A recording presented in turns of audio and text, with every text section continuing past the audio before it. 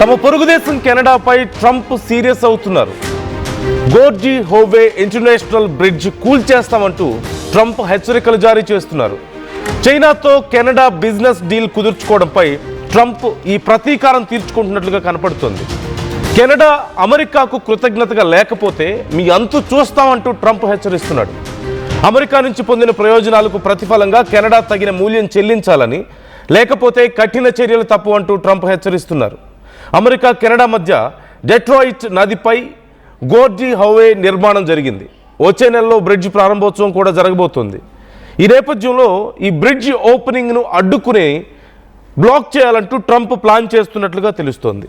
So ఇప్పుడు ఇరు దేశాల మధ్య పరిస్థితిని మరింత ఉద్రిక్త స్థాయికి తీసుకువెళ్తోంది. కాకపోతే ఇప్పటి వరకు ఈ ప్రకటనకు సంబంధించి కెనడా రెస్పాండ్ అవ్వలేదు. మరి కెనడా ఏం ఆలోచిస్తోంది? మనం చూస్తున్నాం స్క్రీన్లో, మీరు ఏదైతే బ్రిడ్జ్ చూస్తున్నారో అదే బ్రిడ్జ్ ఇరు దేశాలను కలుపుతుంది. పక్కనే ఉన్నటువంటి ప్రాంతాలు ఇరు దేశాలను కలిపేటువంటి బ్రిడ్జ్, పొడవైన బ్రిడ్జ్ అది. ఈ బ్రిడ్జికి సంబంధించి ఇప్పుడు ట్రంప్ కన్ను పడింది. అయితే ట్రంప్ ఈ బ్రిడ్జితోనే సమస్య అంటే కాదు. కెనడా ప్రధాని మార్క్ కార్నీతో ఉన్నటువంటి సమస్యల్ని, తన పర్సనల్ ప్రాబ్లమ్స్ని ఇరు దేశాల మధ్య ఉన్నటువంటి ప్రాబ్లమ్స్గా మార్చే ప్రయత్నం చేస్తున్నాడు ట్రంప్.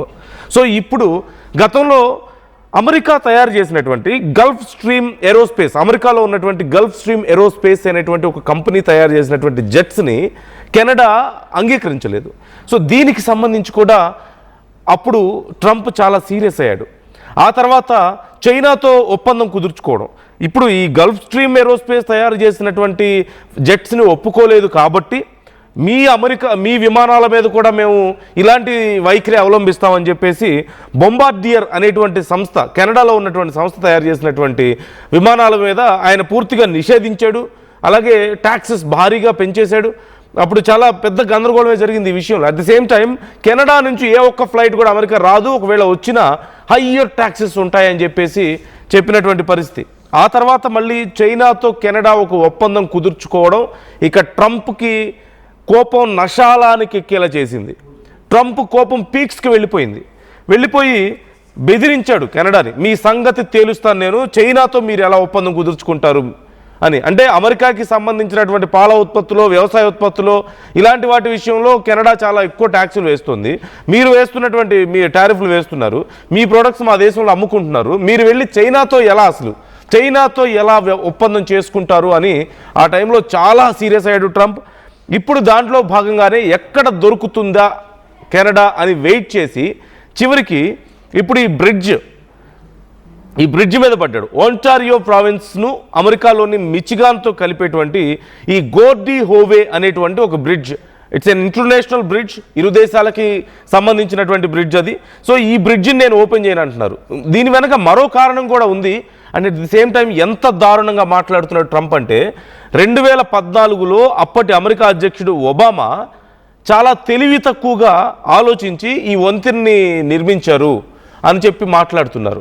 అంటే ఒక మాజీ అధ్యక్షుడిని పట్టుకొని చాలా తెలివి తక్కువ వాడు అని చెప్పేసి మాట్లాడు. ఆఫ్కోర్స్ ఒబామా విషయంలో ఎప్పటికీ ట్రంప్కి కోపం ఉంది. గతంలో రిలీజ్ చేసినటువంటి ఒక వీడియో కూడా చూసాం.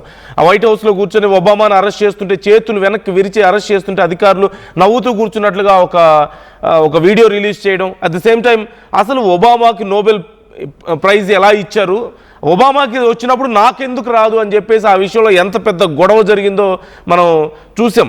చివరికి మచాడో తీసుకొచ్చి ఆ నోబెల్ ప్రైజ్ని ట్రంప్కి ఇవ్వడం, చాలా చీప్ ట్రిక్స్ అన్ని జరిగాయి. అపార్ట్ ఫ్రమ్ దట్ ఒబామా మీద ఉన్నటువంటి కోపం, కెనడా మీద ఉన్నటువంటి కోపం, ఆ కెనడా ప్రధాని మార్క్ కార్నీ మీద ఉన్నటువంటి కోపం అన్నీ ఒకేసారి తీర్చుకోవడానికి ట్రంప్కి ఒక మంచి అవకాశం దొరికినట్లుగా కనిపిస్తోంది. మొత్తం మీద ఇప్పుడు ఈ బ్రిడ్జిని నేను కూల్ చేస్తాను, దీన్ని ఓపెన్ చేసే పరిస్థితి లేదంటున్నాడు.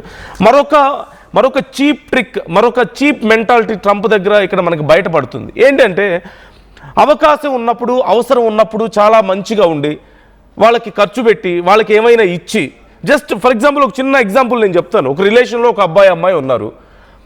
వాళ్ళిద్దరూ మంచిగా టర్మ్స్ అండ్ కండిషన్స్ బాగున్నాయి. వాళ్ళలో ఎవరో ఒకరు కొంచెం ఎక్కువ ఖర్చు పెట్టారు రెండో వాళ్ళకి. ఫర్ ఎగ్జాంపుల్ ఒక అమ్మాయి ఒక అబ్బాయికి ఎక్కువ ఖర్చు పెట్టింది అనుకుందాం. ఖర్చు పెట్టి రిలేషన్ బాగున్నప్పుడు రేపు వాళ్ళు చేయలేని పని ఏదో ఒకటి అడిగి, అంటే వాళ్ళకి ఇష్టం లేనిది ఏదో ఇంకోటి ఏదో చేయమని చెప్పి అడిగి ఒక పెద్ద అగ్రిమెంట్ విషయంలో వాళ్ళు ఒప్పుకోకపోతే, ఇన్ని రోజులు నేను పెట్టిన ఖర్చు మొత్తం నాకు ఇచ్చేయి అని ఎలా అడిగితే ఎంత దరిద్రంగా ఉంటుందో ఇప్పుడు కూడా అంతే దరిద్రంగా అడుగుతున్నాడు ట్రంప్. అమెరికా ఇన్ని రోజులు కెనడాకి ఇచ్చినటువంటి ఆ డబ్బులు అన్నీ కూడా కాంపన్సేట్ చేయమని అడుగుతున్నాడు ఏదో ఒక రూపంలో. How horrible it is. ఎంత దారుణమైనటువంటి మెంటాలిటీ ఉంటే ఇలా మాట్లాడతారు ఎవరైనా? ఎంత చీప్ మెంటాలిటీ ఉంటే ఇలా మాట్లాడతారు? అవకాశవాదం కాదా? అంటే గతంలో అమెరికా చేసినటువంటి ఇతర దేశాలకు చేసినటువంటి సాయాన్ని కూడా ఇప్పుడు అడుగుతారా? ఏదో ఒక వాళ్ళకి అవసరం, వాళ్ళకి నచ్చినప్పుడు అప్పుడెప్పుడో 10 years back 20 years back America మీకు ఫలాన్ని ఇచ్చింది, అప్పుడు వేరే అధ్యక్షుడు ఉన్నాడు, వేరే ప్రభుత్వాలు ఉన్నాయి, అప్పుడు టర్మ్స్ అండ్ కండిషన్స్ వేరేగా ఉన్నాయి, అవన్నీ ఇవ్వాలి లేదంటే మీ సంగతి తేలుస్తామని చెప్పి అనడం ఎంత మూర్ఖత్వం, ఎంత దారుణం. ఇప్పుడు అదే అడుగుతున్నాడు ట్రంప్ కెనడాని. 2 దేశాల మధ్య సంబంధాలు పెంచుకోవడం కోసం అప్పుడు ఒబామా ఈ బ్రిడ్జిని నిర్మిస్తే ఇరు దేశాల మధ్య ఉన్నటువంటి కనెక్షన్స్ను తెంపేయడానికి, ఆ సంబంధాలను చెడగొట్టడానికి ట్రంప్ ఇప్పుడు చేస్తున్నాడు. It's all because of personal grudge. ఆ దేశ ప్రధాని, కెనడా ప్రధాని మార్క్ కార్నీతో ఉన్నటువంటి పర్సనల్ గ్రెడ్జ్ కారణంగా ఇలాంటివన్నీ చేస్తున్నటువంటి పరిస్థితి కనపడుతుంది. అండ్ మరోవైపు కెనడా నుంచి దీనికి సంబంధించి ఇప్పటి వరకు ఎలాంటి రెస్పాన్స్ లేదు, వాళ్ళు రెస్పాండ్ అవ్వలేదు ఈ బ్రిడ్జికి సంబంధించి ట్రంప్ చేసినటువంటి కామెంట్స్ విషయంలో. And at the same time గతంలో 100% టారిఫ్లు విధిస్తానని బెదిరించాడు. చైనాతో ఒకవేళ ఒప్పందం కుదుర్చుకుంటే కెనడా మీద మీరు అమ్మేటువంటి ప్రొడక్ట్స్ మీద 100% టారిఫ్లు విధించుతానని బెదిరించడం. And at the same time ఆ టైంలో కెనడాకి సంబంధించినటువంటి ఫ్లైట్స్ మీద 50% టారిఫ్స్ కూడా విధించడం మనం చూసాం. సో ఇవన్నీ వీటన్నిటి వల్ల ఇరు దేశాల మధ్య చాలా గందరగోళం జరిగినటువంటి పరిస్థితి ఉంది. ఇప్పుడు మరొకసారి అలాంటి ఒక పరిస్థితి వస్తుంది. మరి కెనడా ఏం చేయబోతుంది ఈ సమయంలో అనేది అతిపెద్ద విషయం. కెనడా అమెరికాని లెక్క చేస్తున్నట్లుగా కనిపించడం లేదు, ముఖ్యంగా ట్రంప్ని పట్టించుకుంటున్నట్లుగా అస్సలు కనిపించడం లేదు. కెనడాకు సంబంధించినటువంటి ఈ బ్రిడ్జిని నిర్మించింది కెనడాకు ప్రభుత్వానికి చెందినటువంటి విండర్స్ డెట్రాయిట్ అనేటువంటి కంపెనీ, ఈ సంస్థ దీన్ని నిర్మించింది. అండ్ మెజారిటీ ఫండ్స్ అన్నీ అమెరికా నుంచే వచ్చాయి, కొంత ఫండ్స్ వచ్చాయి. సో ఇప్పుడు ఆ ఫండ్స్ విషయంలో ట్రంప్ మెలిక పెడుతున్నాడు. ఇప్పుడు ఏం చేయాలి? బ్రిడ్జిని చెరసగం పంచుకుంటారా? How is it possible? What kind of nonsense is this? అసలు ఫస్ట్ ఆఫ్ ఆల్ ఎందుకు ఇంత గందరగోళం చేస్తున్నాడు? హీస్ బిహేవింగ్ లైక్, ఇంక నేను కొన్ని పదాలు ఉపయోగించకూడదు, ట్రంప్ బిహేవియర్ చూస్తే చాలా క్రేజీగా ఉన్నాయి. ట్రంప్ చేస్తున్నటువంటి కామెంట్స్ కానీ పనులు కానీ ఈ మధ్య రోజు రోజుకి మరింత దిగజారిపోతుంది అమెరికా. బికాజ్ ఆఫ్ ట్రంప్ వల్ల అమెరికా దిగజారిపోతున్నటువంటి పరిస్థితి కనిపిస్తుంది. ఒక అధ్యక్షుడి నిర్ణయాల వల్ల ఆ దేశం ఎంత దారుణంగా దెబ్బతింటుంది అనడానికి ఖచ్చితంగా ఒక ఎగ్జాంపుల్గా మనం చూడొచ్చు. ఈ మధ్యకాలంలో వరుసగా అన్ని దేశాలతో ఇదే పరిస్థితి, ఈవెన్ ఇండియాతో కూడా పరిస్థితి అదే కనిపిస్తుంది. మొన్న కుదిరినటువంటి డీల్, అమెరికా ఇండియా మధ్య కుదిరినటువంటి ట్రేడ్ డీల్కి సంబంధించి కూడా చాలా లోపాలు ఉన్నాయి. అఫ్కోర్స్ ఇండియా విషయంలో కూడా, ఇండియా వైఖరి విషయంలో, మోదీ వైఖరి విషయంలో కూడా ఈ డీల్కి సంబంధించి చాలా నెగిటివ్ రెస్పాన్స్ వస్తుంది ప్రజల నుంచి కూడా. సో అది వేరే సబ్జెక్ట్. కానీ ట్రంప్ అయితే బెదిరిస్తాడు, అదే సామెత ఉంటుంది కదా, అందితే జుట్టు లేదంటే కాళ్ళు పట్టుకునే రకం అని. సో అలాంటి మెంటాలిటీ. అప్పటి వరకు బెదిరిస్తాడు, ఇంతలోనే చాలా ప్రేమగా మారిపోతాడు, మళ్ళీ అవసరమైతే బెదిరింపులకు దిగుతాడు, మళ్ళీ తనకు నచ్చితే oh such a great person, such a great country, we both are very good friends అంటూ మళ్ళీ దగ్గరికి రావడం, ఇవన్నీ మనం చూస్తూనే ఉన్నాం. నౌ కెనడా విషయంలో కూడా అదే జరుగుతుంది. మరి ఇప్పుడు కెనడా ఏం చేస్తుంది బ్రిడ్జ్ విషయంలో?